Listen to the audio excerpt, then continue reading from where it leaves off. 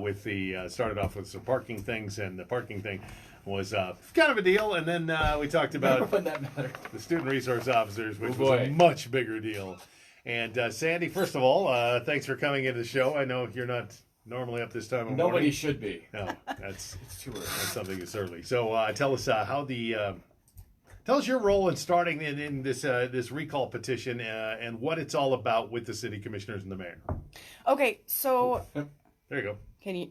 I got you now. I guess that was my fault. He does that to me all the time. Don't worry about it. Mute. It wouldn't be the first time. So I started all this back in June, if that answers your question. Actually started the personal process a little bit earlier than that, and then ran into a typo on my first filing, so I had to refile. So we started over again, me and the volunteers, in July. So July 1st started over, well, technically after the holiday because everybody was gone. And I was watching the March 9th meeting at the City Commission. It's a public meeting, and I just wasn't happy with the way things were going, and I was watching how it was being handled, and so I started paying a little bit more attention to all that. I watched that a couple times, and it's a pretty long meeting. It's publicly available if you want to watch it. Right. And then I basically started this process. I mean, there's lots to tell. I don't know how much you want. The recall petition is to recall who? Oh, good. It's to recall the mayor and two of the city commissioners. So Mayor Collins and Commissioner O'Loughlin and Commissioner Halliday. Okay, and they have, and the reasons for the recall of those three individuals was?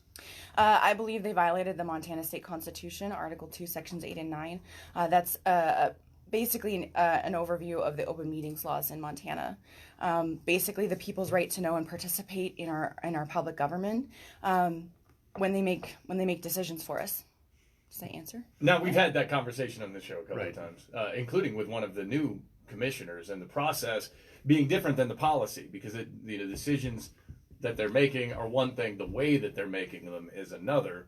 How close are you to the number of signatures you need? What is the number of signatures you need? Sure. All of that, and then obviously we'll get to where people can actually go to participate if they want to. Yeah, great. So after the elections office goes through a verification process, there still has to be 20% of the registered voters in the Helena city limits that are still verified.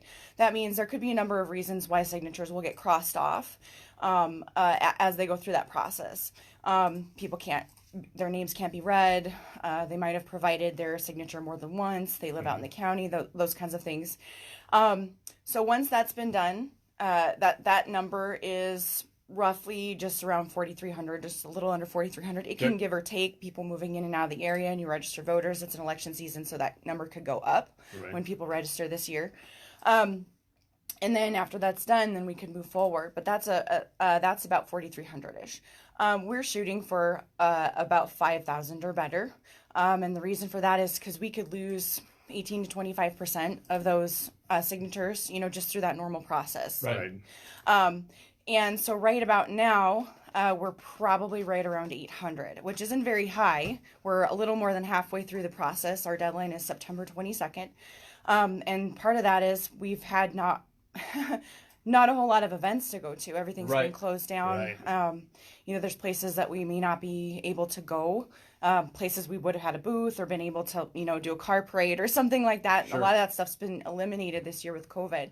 And so we've been trying to think outside the box. We've been standing on corners. I've got some really great volunteers. Thank you, guys. Now, there's a Facebook group that will let you know where they're at, where you guys are. It's a public page, actually. There's no group. Okay.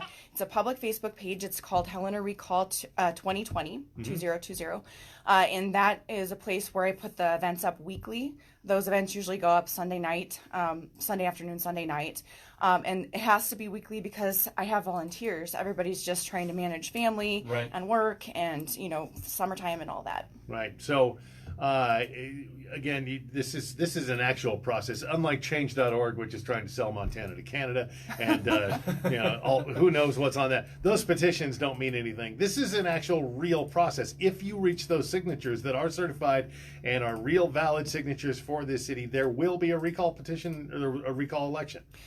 Yeah, that's my understanding. Now, I'm new at this, and apparently a lot of people are. This is not a regular process or an average process. It's a normal process. It's something that everybody has access to. As citizens, this is our right. That's part of the First Amendment to do this process.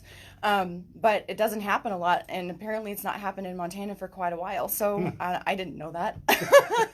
And so just to let everybody know, this will not be something that goes on the November ballot. This will be something that happens after that because the time frame is too tight. Okay. Right. Yeah. Well, and this is so. If people are listening, by the way, I think it's important to point out that we have invited city commissioners, all of them on the show. Yeah, and the mayor. We've only been responded by a couple. One of them accepted. We had Sean Logan on, and there I sent out an invitation when we were going to have you in. Again, I sent out another invitation to them to show up and to give the give the other side of this, and we were declined. So if people think we are being one-sided, that invitation stands for the city commissioners and the mayor at any point to come in and be on the show. Whenever Scott can figure out how the buttons work, we'll turn on the mic for pretty much anybody. Yes, that's right. And that's been clear from the outset. However, it will happen during the morning, so it's the same time.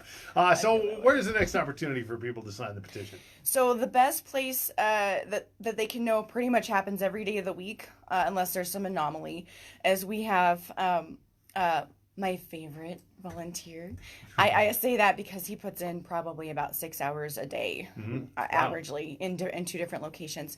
The best place that's usually available is City County, right there in the parking lot. It's hard to miss. It's right up there on Park Avenue. Right. And he's usually there from 10 a.m. to 2 p.m. You can see all the signage, and he'll usually have a partner or two. Sometimes they'll go down and stand on the sidewalk. Sometimes they'll be up taking a break in the shade. It's been very hot. Yeah. Okay. Memorial Park is another place to keep an eye out for us. Sometimes we're on the boulevard, sometimes we're in the back. We're going to try Lockheed Park. Down by the vans, they'll be in front of vans tomorrow up on the public walkway. And also the corner near Applebee's, that area, you'll find us. What's another place? They tried downtown on the Steamboat Block last night. I don't know how well they did down there, but we're visible. We're out there. And check out the Helena Recall 2020 page on Facebook if you want to keep up with the latest spots and all of those, because 4,200 signatures are still needed here in Helena from registered Helena voters. Yeah. Also, if I can plug for volunteers. Sure. If anybody wants to help, all of us, the more of us there are, the easier it is for those that are putting in so much time helping out, and the more visibility that we have out there.